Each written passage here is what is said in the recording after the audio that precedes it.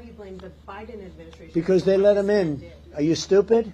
Are you a stupid person? Because they came on a plane along with thousands of other people that shouldn't be here, and you're just asking questions because you're a stupid person. Could Donald Trump just shut up for one single day? Just one? And not just disturbing service members with his ridiculous Thanksgiving photo ops.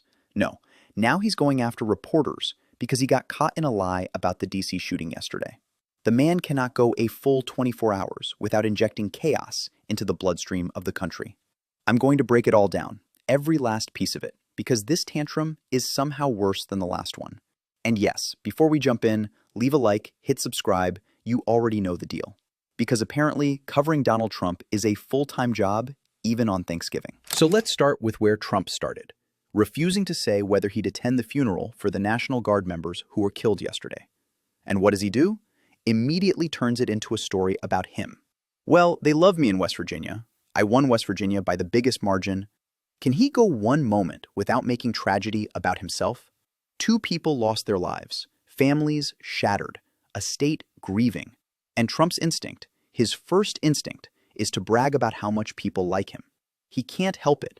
It's pathological. It's like his brain physically cannot process grief without first filtering it through his own ego. It always goes back to whatever validation he thinks he's owed. Mommy and Daddy didn't tell him he was important enough, so now we all have to pay the lifelong therapy bill. Stages obviously here, but do you plan to attend Sarah's funeral? I haven't thought about it yet, but it certainly is something I could conceive of. I love West Virginia. You know, I won West Virginia by one of the biggest margins of any president anywhere. And it's, you know, these are great people. I love the people of West Virginia. I love the people of our country. But I haven't given it any thought, but it sounds like something I could do, yeah. It's very raw. Then he pivots into attacking Somali immigrants out of absolutely nowhere, because this administration's new obsession is picking a random minority community and fear-mongering about it like it's 2016 all over again. Stephen Miller went on Fox earlier ranting about Somalia taking over America, like he's auditioning for a reboot of the Klan Weekly podcast. And let me just say, nobody wants a culture modeled after Stephen Miller. Nobody wants the screaming, red-faced gargoyle energy, the ill-fitting suits, the always angry, always ranting aesthetic. These guys don't want to govern, they want to complain about everything. Trump even turned a conversation with service members into a rant about words he's not allowed to say anymore. Imagine being a soldier on Thanksgiving and having to spend your holiday listening to Donald Trump complain about political correctness like a 75-year-old Facebook uncle who lost access to the remote. Hi, sir. Happy Sure, Thanksgiving. hi. What do the Somalians have to do with this Afghan guy who shot the national? Nothing, but Somalians have caused a lot of trouble. They're ripping us off for a lot of money. There's a tremendous amount of money going back to Somalia.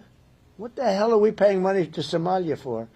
But they're ripping off our country at a level that few people have been able to see before.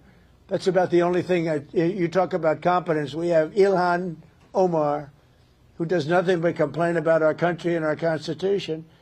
And she comes from a country with practically no country. It's devastated, it's crime-ridden, it's a mess, it's a disgrace. And we took their people at a tremendous... We're not taking their people anymore. We're not taking their people. And we're getting a lot of their people out because they're nothing but trouble. Okay, thank you very much, everybody. Go ahead. About this asylum claim. Then came the press questions. And this is where it really goes off the rails. A reporter dared to ask him about the fact that the DC shooting suspect was granted asylum under his own administration in April 2025. That's on record. That's documented. That is a fact. And Trump absolutely melted down. Are you stupid? Are you a stupid person? He started screaming at the reporter, flailing around, inventing random timelines, claiming thousands of people walked onto planes unvetted, even though his own DOJ Inspector General confirmed the opposite. He contradicted himself 6 times in 30 seconds because the cognitive decline is showing louder and louder every day. It's not subtle anymore. He's slipping. He's losing the thread in real time.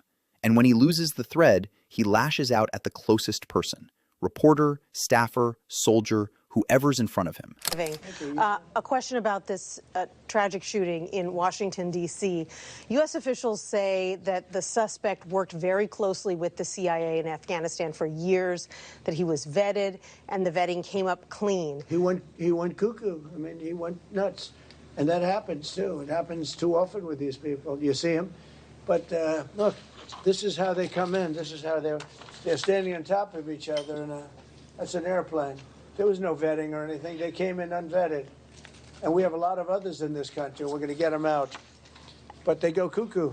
Something happens to them. Your DOJ IG just reported this year that there was thorough vetting by DHS and by the FBI of these Afghans who were brought into the U.S. So why do you blame the Biden administration for what this man did? Are you stupid?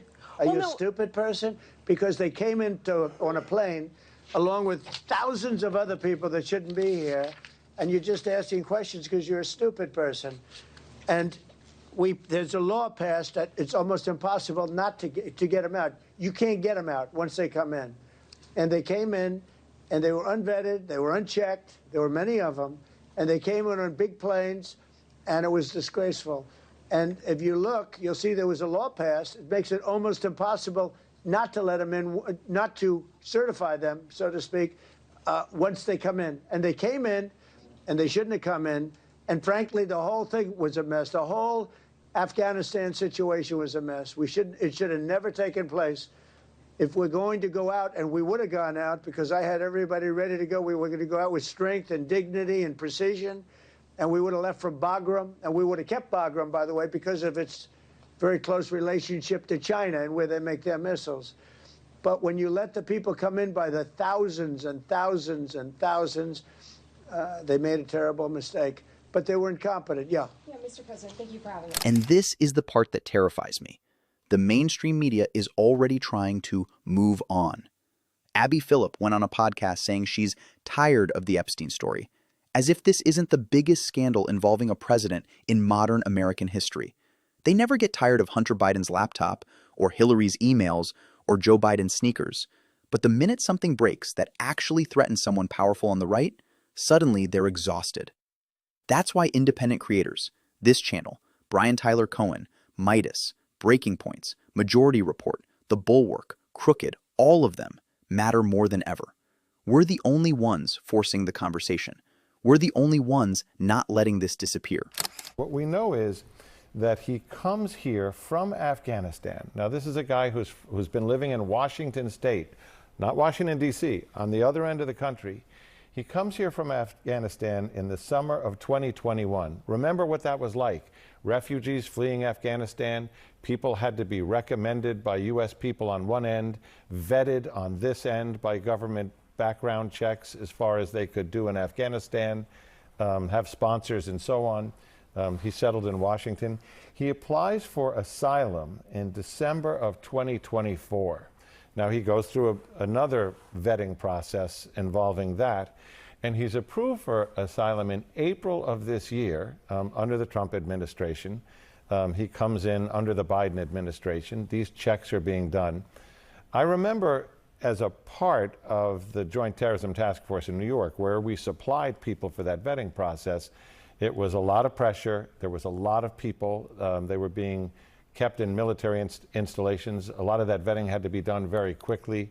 I also remember we had to go back afterwards when we found information on certain people and bring them back.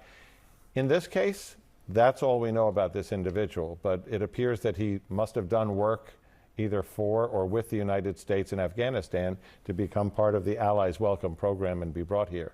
That still doesn't get us close.